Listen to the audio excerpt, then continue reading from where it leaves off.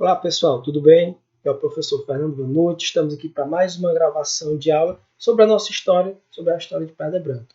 Não sei se vocês estão reconhecendo, mas essa esquina aqui está na minha mão direita, aquela esquina que desce lá para o hotel, né? Lá para o chamado Beco do Açude, tá bom? Do meu lado esquerdo aqui é a antiga igreja de matriz, certo? Hoje ela está muito diferente, porque o teto caiu, ela foi reformada, né? E essa rua que está passando aqui atrás de mim é a rua Augusto Vieira, nome de um grande coronel de Pedra Branca, né? Político muito famoso, foi deposto pelo outro coronel, né? Na época não era mais tornar Sabino Vieira Cavalcante. Então nós estamos falando aqui da história de Pedra Branca e na aula de hoje a gente vai estudar a emancipação política de Pedra Branca, tá bom? Eu vou passando aqui para a gente poder e analisando esses temas.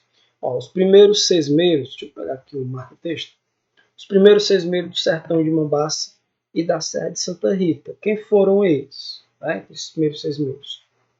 Entre outros tantos, né? É importante a gente falar aqui do José Joaquim Cavalcante, né? Filho desse casal, José de Sales e de Maria de Jesus Pereira Cavalcante. Deles, pessoal, é deles que descem, pelo menos segundo Benevides, né? Descem a família Cavalcante de Pedra Branca, que é a maior família do mundo, segundo consta, Nando Guinness. E esses Cavalcantes se espalharam, né? Pelo mundo, pelo Brasil e tal. E a de Pedra Branca descende, né, dos que foram lá para Mombaça. Nessa imagem que a gente pode ver o que hoje é o centro de Mombaça, né? Que é um desenho antigo. Esse casarão, a casa de cama e cadeia, provavelmente, pelo que me consta que é o Bradesco, hoje o Banco Bradesco. A igreja no mesmo local, né? Consta também. Hoje aqui é uma rua com poste de gasolina, tem um semáforo aqui, você entra para cá, né? Tem a lotérica, depois faz o retorno, aí volta aqui no outro semáforo, né? Pelo centro de Mombaça, certo?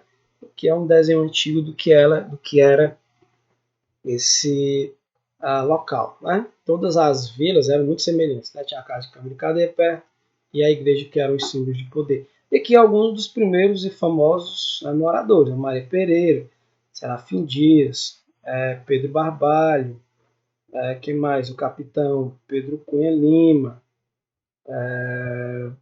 e outros tantos aqui. Não vou ler todos porque a lista é extensa, só que os primeiros que são os mais famosos, né? José de Góis, que consta que descobriu, entre aspas, o rio Banabuí, que já viu o rio, os indígenas já utilizavam ele há muito tempo, né? E passando para cá. Os primeiros sesmeiros dessa região, porque a Serra de Santa Rita, ela como eu já expliquei para vocês na aula anterior, ela se encaixa numa região chamada Sertão de Mombaça. Apesar dela ser uma serra, fica nessa região maior, né? E quem eram os donos de Pedra Branca? Os donos de Pedra Branca eram Manuel Antônio Brabo e Maria Joaquina da Silva Brabo. Eles eram donos, receberam essa César Maria, depois não se interessaram, não se sabe o motivo. Era comum, quando você não queria um território, ou quando você morria, por conta de pagar a promessa, você doar para a igreja. Não é? Você doava lá para a vila, por exemplo, que foi doado para a vila de Santo Antônio de Quixambim, aqui no município de Quixambim. Né? Você achava que estava doando para Deus, não é? Era para o poder dos homens, obviamente, mas na cabeça das pessoas que doavam aquilo, era para Deus, para Santo Antônio. Certo? E ele não se interessava por quê? Porque era uma região de serra, a serra só dava para as famílias pobres, porque produziam aquilo que se alimentava, e os ricos não trabalhavam para si próprios, né? E o gado era criado no sertão. Então a serra era muito povoada? Era, né? Mas por descendente de indígenas, quilombolas, basicamente, né? Pessoas que queriam uma vida tranquila, ou mesmo outros que não queriam ser achados, né? Como os quilombolas, como eu já disse, quem está no período aqui de escravidão ainda, né? O cara chamado Bento Luiz Rabelo, por exemplo, foi nomeado comandante da Serra de Santa Rita em 1804. Quer dizer o quê? Que nesse ano já havia uma certa povoação que merecia ter um capitão, né, para colocar a ordem lá. E esse cara veio de onde? Ele veio de Quixeramobim. Então tinha uma ligação com Quixeramobim, pelo que consta nas rotas tradicionais indígenas, né? Não era pela estrada de hoje, que é uma estrada nova, a estrada do algodão. Né? Era por dentro, pela mata, baixio, né? Seguindo ali aqueles caminhos que ainda hoje existem, né? Caminhos indígenas, muito antigos, tá certo? E por dentro, muito mais perto para Quixeramobim. Posteriormente, esse capitão é até retirado de lá, né? Porque não precisa mais, quer dizer o quê? Que já tem caminhos bons, né? Que quando houvesse um problema, dá para você chegar mais rápido a Quixeramobim. Esse aqui é o quadro histórico do Quixeramobim, tirado aqui do blog do professor Mário Anjo, a imagem, né? Esse quadro é algo semelhante, né? Fica atrás da igreja matriz de Pedra Branca, onde mostra, né, o quadro retrata tradicionalmente o início do povoamento por vaqueiros. Né? Mas, como eu disse, isso aqui é um mito fundador. Né? E pelo que a gente estuda e vê em outros momentos, a serra não era lugar de vaqueiro. Né? Os vaqueiros iam para lá e iam, certo? Mas outras pessoas já moravam, habitavam, indígenas que haviam fugido do processo de colonização, quilombolas, etc. Né? Mas tem sim. Os próprios vaqueiros, por exemplo, conheciam esses caminhos por quê? Porque eles eram descendentes desses indígenas, eles eram mestiços, né? Descendentes também da relação, eram filhos desses indígenas com esses africanos, entendeu? Então eles sabiam dos caminhos por conta disso, né? Conhecia a serra por conta disso. E muitos moravam lá, né? Trabalhavam no sertão, tinham família lá, então havia sim essa relação bem forte. Mas não nos parece correto dizer que o povoado de Praia da Branca começa pelos vaqueiros. Não é bem dessa forma, não é? São por outros motivos que a gente já falou na aula passada, mas que aqui cabe a gente só ressaltar. Né? As serras já eram povoadas muito antes pelos grupos indígenas fugidos das secas e posteriormente pelos grupos indígenas e quilombolas fugidos da escravidão e fugidos também do processo, né, de colonização das suas terras do sertão que foram tomadas pelo colonizador. Certo? Passando aqui. A Revolução Industrial, a Revolução Inglesa, ela tem uma relação muito forte com o processo de colonização de Pedra Branca, assim como o desenvolvimento da cotonicultura nos Estados Unidos e a Guerra de Secessão. Né? Tudo no contexto de quê? Da economia cearense aqui no século XIX. Né? A Inglaterra, no processo de Revolução Industrial, vai precisar de quê? De algodão. Então a palavra aqui é algodão. Precisando de algodão, que é que vai abastecer os ingleses? Principalmente os Estados Unidos. Né? É um país independente, bem organizado. Né? Acontece que lá, na segunda metade do século XIX, mais precisamente em 1861, os americanos começam uma guerra civil entre si. Né? Para resumir, que eu não vou entrar no assunto da guerra, certo? Mas tem um texto para vocês. Tá? Então, entra uma guerra entre si, o norte e o sul, que produz algodão. O que o sul faz? Deixa de produzir algodão. Né? Ou produz bem pouco algodão mesmo. Para entrar na guerra também, isso era pressão para que os ingleses entrassem lá no conflito e ajudassem, né, aquelas populações do sul. E aí isso acaba não dando certo. Mas para outras localidades, como por exemplo o Egito, também abastecer os ingleses de algodão, o Brasil, né, isso é muito bom. Né? Nesse período ali de 60, 70, tem um boom de algodão no, no mundo todo e no Ceará especialmente. Né? Esse algodão ele é plantado em tudo que é canto, certo? Já estavam cheios há muito tempo, então começa a se utilizar até a terra das serras, que é difícil o acesso, obviamente, não é? Mas mesmo assim, pela necessidade, começam a subir as serras e plantar algodão. Isso faz com que, esse boom do algodão faz com que algumas localidades comecem a crescer e se desenvolver bastante, como é o caso de Pedra Branca que a gente vai falar. Então, por que Pedra Branca se emancipa? Pegando aqui a conjuntura global, né? Se emancipa porque aumenta o plantio de algodão em suas terras. Não é? Esse plantio de algodão aumentou drasticamente porque os abastecedores de algodão dos ingleses estão em guerra, são os Estados Unidos, né? E a demanda por algodão vem principalmente da Inglaterra. Então, a Revolução Industrial e a Guerra de Secessão dos Estados Unidos estão diretamente ligadas ao processo de emancipação política de Pedra Branca.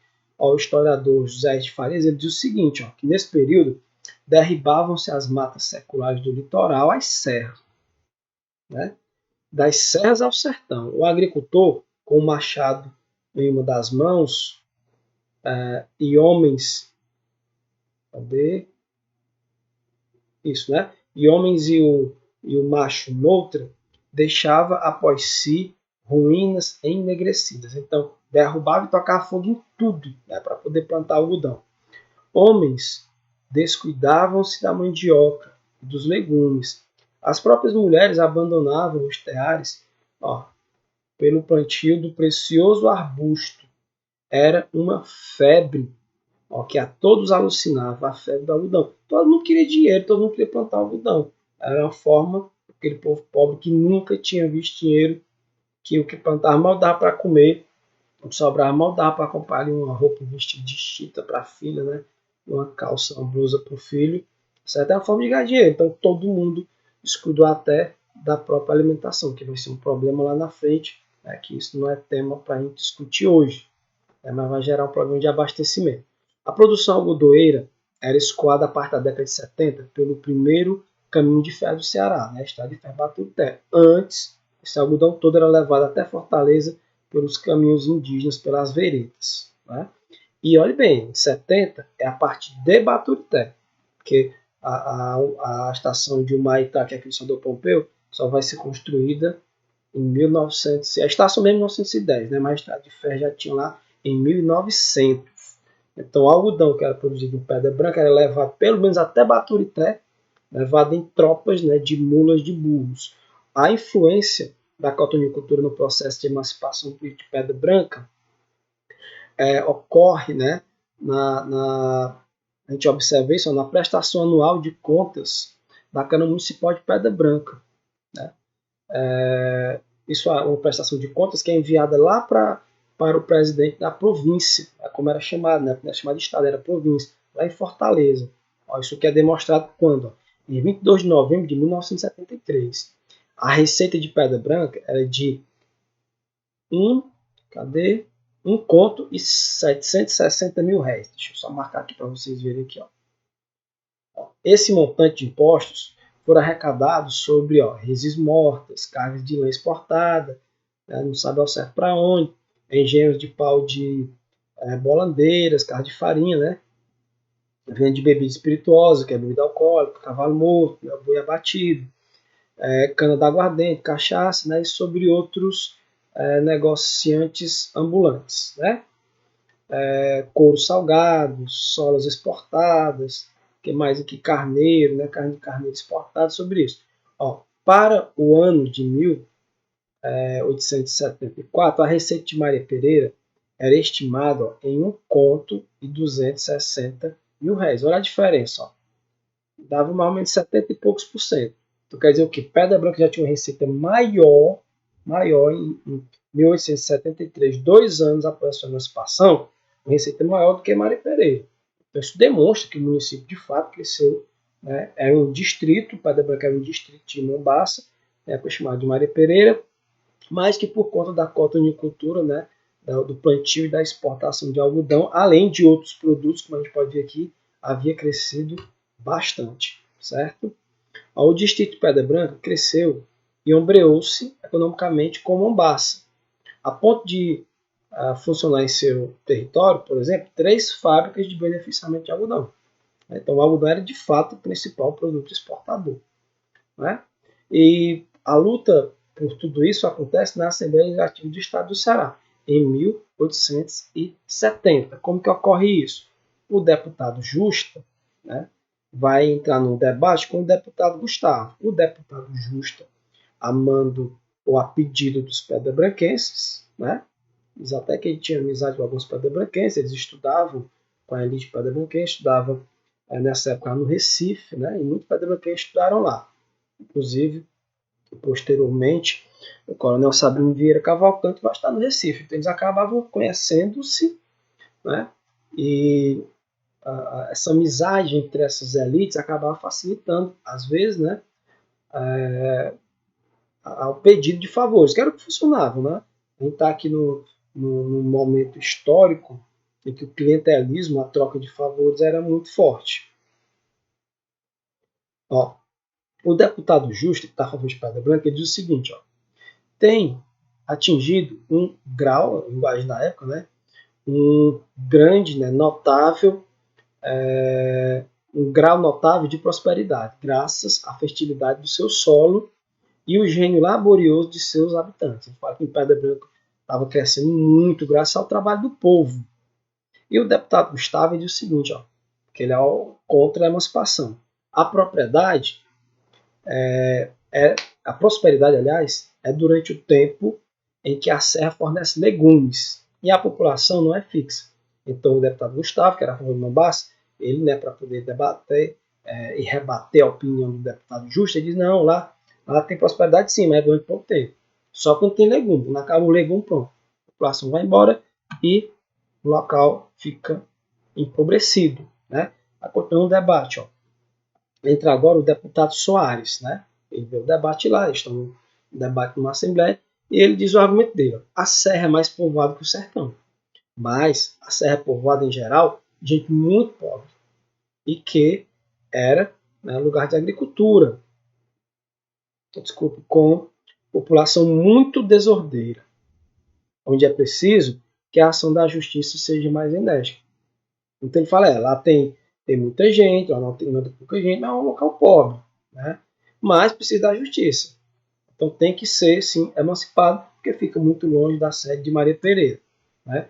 O deputado Justo aí se argumenta, sentindo que era impossível barrar a aprovação, cuida em limitar o território da nova vila, apresentando a emenda dando como limite os existentes no distrito. Aí o deputado Gustavo já diz, não, tá bom, isso já é depois de quase um ano, quando eles votam no debate, ele diz, não, tá bom, vai ter como dar certo aqui mesmo, então pelo menos que seja dos males o menor.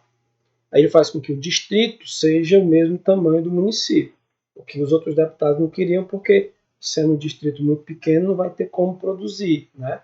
Ter terras para produzir. Não esqueçamos que o sertão também era local onde era produzido muito algodão, né? Até mais do que nas serras.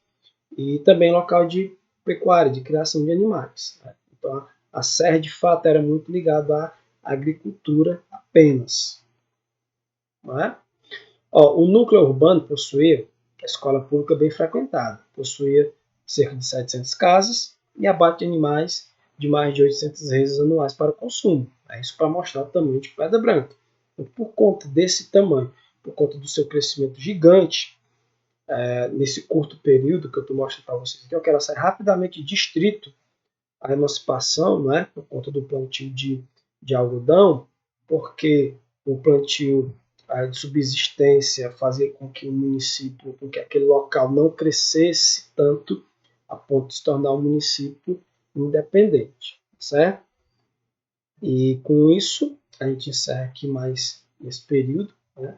Lembrando que Pedra Branca ela consegue a sua emancipação política em 9 de agosto de 1871, mas né, que é uma ressalva, a Câmara só começa a funcionar em 13 de outubro de 1873, né? Porque para poder funcionar, segundo a legislação da época, tinha que ter uma casa de Câmara e cadeia, quer dizer, tinha que ter uma espécie de Câmara de Vereadores. Né? Isso não havia, né? Então oficialmente a data de funcionamento, né, dos poderes municipais, né, na vila, que era chamada na época de Pedra Branca, só ocorre 2 anos depois, tá bom?